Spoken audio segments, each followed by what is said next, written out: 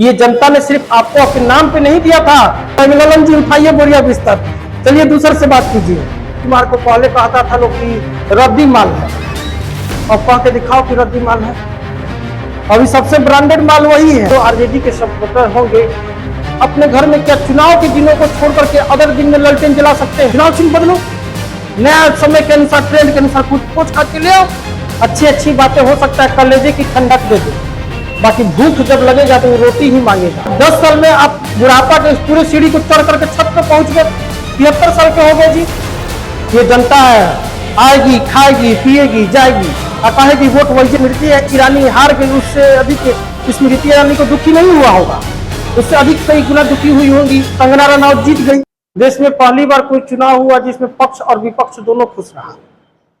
पक्ष इसलिए खुश रहा क्योंकि अपनी सत्ता बचाने में वो कामयाब रहा। विपक्ष इसलिए खुश रहा कि विपक्ष का जो लंबे समय से उसका जो ग्राफ गिरता हुआ नजर आ रहा था, उस ग्राफ को फिर से उठाने में वो कामयाब हो गया, इसलिए विपक्ष खुश रहा। दूसरी सबसे बड़ी बात है कि इस बार का जो चुनाव रहा, कुछ मायनों में 2 बार इससे पहले के जो आम चुनाव हुए थे 14 में और 19 में, इस 14 और 19 में आम जनता ने जो सरकार बनाई थी वो पूर्ण बहुमत की सरकार बनाई थी। पूर्ण बहुमत की सरकार बनाई थी तो जब सरकारें काफी अधिक पूर्ण बहुमत की सरकार हो जाए, उनका बहुमत बहुत स्ट्रांग रहे, तो वो जनता के लिए उतनी अधिक लाभदायक भी नहीं होती है। जनता इस चीज को महसूस की। आम जनता के जो मूल चीजें हैं, मूल जो समस्याएं हैं, उन मूल समस्याओं को छोड़ने लगे। तो एटलीस्ट अब जो गठबंधन की सरकार आ रही है, पहले हम बोलते थे मोदी सरकार, मोदी जी की सरकार है, अब हम नहीं बोल सकते मोदी जी की सरकार। मोदी सरकार आउट हो गया, अब यहाँ पर आ गया गठबंधन की सरकार, एनडीए की सरकार। अब एनडीए की सरकार बोलेंगे। और दूसरी बात है, सबसे बड़ी बात है कि अभी जो है पल्ला नीतीश कुमार के हाथ में है, और नीतीश कुमार जहां पे किंग मेकर होते हैं वहां पे पक्ष और विपक्ष दोनों खुश रहता है। पक्ष इसलिए खुश रहेगा कि चलो उनके साथ मिलकर के सरकार बना ले, विपक्ष इसलिए खुश रहेगा कि चलो भविष्य में कभी ना कभी हमको भी एक बार मौका जरूर देंगे, अगर नीतीश कुमार है तो तब वो अपना इधर से उधर बदल देंगे। ये भी कोई मतलब कहना कोई लाजमी नहीं है, हुआ भी अभी तक के चीजों में। आरजेडी का हारने का जो ठीक है, आरजेडी ने अच्छा काम किया, पिछली बार चुनाव में एक भी सीट नहीं जीतते थे और इस बार 4 सीट जीतने में कामयाब हो गई, तो बहुत अच्छी चीज है। बट आरजेडी का 1% 2% वोट बैंक जो है उसका कट जाता है, वो उसके लिए सिर्फ उत्तरदायी है। तो उसका चुनाव चिन्ह, उसको सोचना चाहिए कि अपना चुनाव चिन्ह भी बदलना चाहिए। अभी के समय में कहते हैं कि चलो हर घर ललटेन जलाएंगे। आप ही बताओ, जो आरजेडी के सपोर्टर होंगे अपने घर में क्या चुनाव के दिनों को छोड़ करके अदर दिन में ललटेन जला सकते हैं?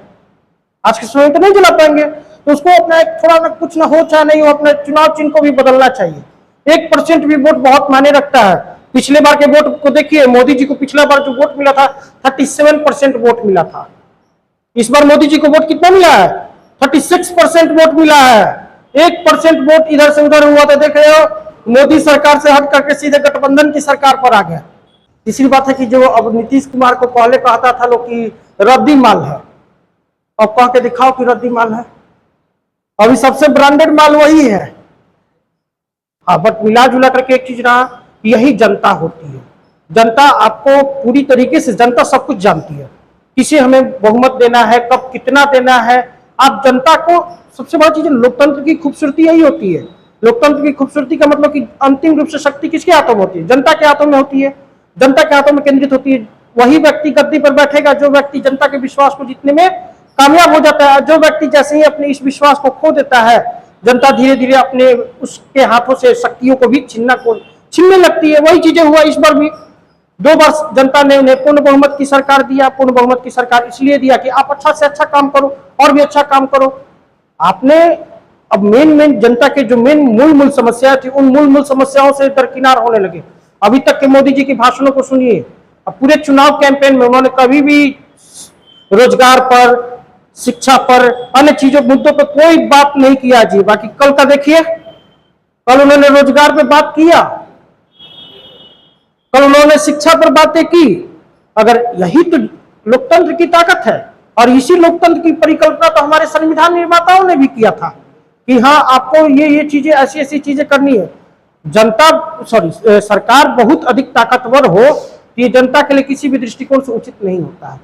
हाँ, सरकार के ऊपर विपक्ष, लोकतंत्र में जितनी मजबूत सत्ता पक्ष होनी चाहिए उससे भी उसकी पैरेलल में उतनी ही मजबूती कम से कम विपक्ष की भी होनी चाहिए, क्योंकि विपक्ष भी तो अपनी बातों को उठाएगा, तो इसलिए बहुत सारी मायने रखता है। हाँ, सबसे बड़ी विडंबना ये रहा कि जो कहते थे ना कि जो राम को लाए हम उनको लाएंगे, अब कहते फिरेंगे राम जी हमको लाए हैं, राम जी हमारी रक्षा करते रहिए। अब सब सीधे आएंगे कि हे भगवान राम, आपने हमको लाया है, आप हमको सुरक्षित रखिए, आप हमको जिताते रहिए। अब राम से मांगेंगे।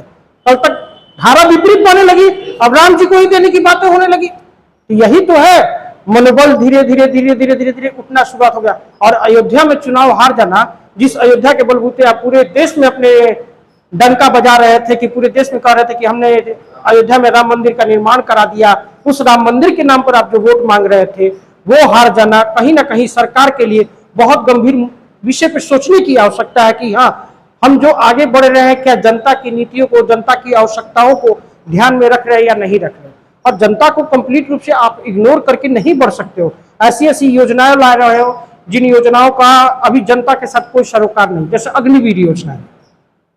अग्निवीर योजना लेकर के आए, 24 साल आते आते आप बच्चे को जो है आप रिटायर कर दे रहे हो, 24 साल आते आते आप जिसे रिटायर कर दे रहे हो, आप 73 साल में आप खुद कह रहे हो कि हमें वोट दो।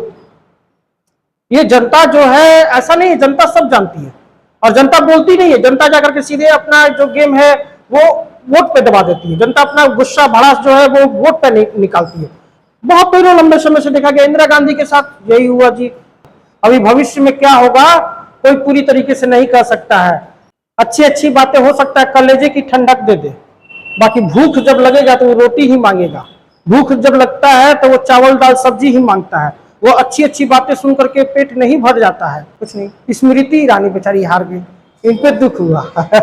नहीं हारना चाहिए था स्मृति ईरानी को, ठीक है, कम से कम थी, कुछ भी थी, चाहे नहीं चिल्लाती थी ना सदन में, झूठा ही कम से कम आंसू गिराती तो थी। स्मृति ईरानी हार गई, उससे अधिक स्मृति ईरानी को दुखी नहीं हुआ होगा, उससे अधिक कई गुना दुखी हुई होंगी कंगना रनौत जीत गई।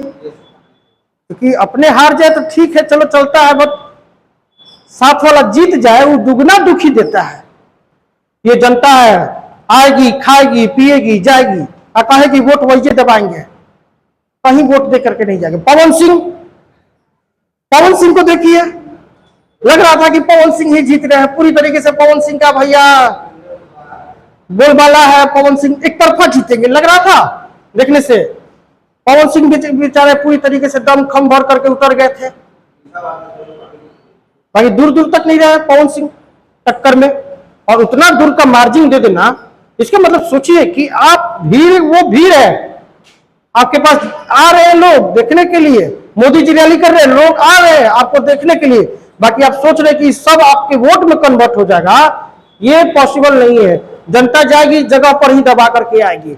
आप कितना भी चाहे आप कैंपेन करो चाहे नहीं करो, उससे कोई फर्क नहीं पड़ने वाला। नहीं तो मोदी जी जैसा ज्यादातर कैंपेन कौन किया होगा जी? नहीं किया होगा, तो पूरे देश में किए। लोकल स्तर पर देखिए पवन सिंह से अधिक कौन किया होगा? आप पवन सिंह से अधिक भीड़ कौन बटोरा होगा? लग रहा था कि पवन सिंह एक तरफा जीतेंगे, एक तरफा जीत रहे हैं, बाकी पवन सिंह दूर दूर तक नहीं रहे। 14 से लेकर के 24 तक का आपने सफर तय किया जी। आप जब प्रधानमंत्री बने हुए थे, उस प्रधानमंत्री जब आप बने थे तो उस समय आपकी आयु जो थी लगभग 63 साल के आसपास में थे जी, 63 साल के आसपास में थे। और मतलब कि अभी बुढ़ापा के सीढ़ी चढ़ रहे थे, और 10 साल में आप बुढ़ापा के पूरे सीढ़ी को चढ़ करके छत पे पहुंच गए, 73 साल के हो गए जी। तो उसी प्रकार से जो बच्चा उसमें सोचिए कि 18 साल का होगा, 19 साल का होगा, 20 साल का होगा, जिसने आपको वोट दिया होगा वो भी तो अपना आयु बढ़ा रहा होगा। 20 साल में अगर किसी ने आपको बहुमत दिया होगा तो आज वो लगभग 30 साल का हो गया। 30 साल में 72 ऐसी हो गई कि उस वैकेंसी को देने से वो खत्म भी हो गया उसका आयु। एसएससी का वैकेंसी कहां, एसएससी के कहां से वो फॉर्म भर पाएगा? जो अंडर 30 निकलते हुए अंडर 27, 28 के जो बहालियां होती है जी, वो कहां से दे पाएगा? उसकी तो पूरी की पूरी आयु आपने निकाल दिया, तो वो कहां गया? वो अब बहुमत किसको देगा? आरजेडी के साथ सबसे बड़ा चीज है कि आरजेडी को कुछ चाहिए चाहे नहीं चाहिए, अपना चुनाव चिन्ह एक बार जरूर बदल देना चाहिए। 2024 चल रहा है और पूरा एक तरीके से कहे CFL का जमाना है। CFL का जमाना है जी, ट्यूबलाइट का जमाना है, और भी अनेक अनेक आधुनिक उपकरण आ गए हैं, जिन उपकरणों के माध्यम से लाइटिंग का सिस्टम बहुत झकास हो गया। अब फिर भी कहता है कि हर घर लालटेन जलाओ, हर घर लालटेन जलाओ। काहेला कोई लालटेन जलाएगा? चुनाव चिन्ह बदलो, नया समय के अनुसार, ट्रेंड के अनुसार कुछ खोज खाज के ले आओ, CFL रखो, वेपर लाइट रखो, चलेगा। बाकी ये जो रख देते हो, ये कहीं ना कहीं से भी उचित नहीं है। बाकी चुनाव है, इस चुनाव में कुछ भी होता है, कुछ भी जाता है। बाकी कुछ भी कहिए, पलड़ा अंतिम रूप से हर बार घूम फिर करके, जैसे हमारे चाचा नीतीश कुमार के पास आता है, अब इस बार भी नीतीश कुमार के पास रहेगा। मजे की बात ये रहेगी कि नीतीश कुमार पहले खाली स्टेट में इधर से उधर फानते थे, अब सेंट्रल में भी फानेंगे। दोगे कि नहीं दोगे? नहीं दोगे। कल ललन जी उठाइए बोरिया बिस्तर, चलिए दूसरे से बात कीजिए।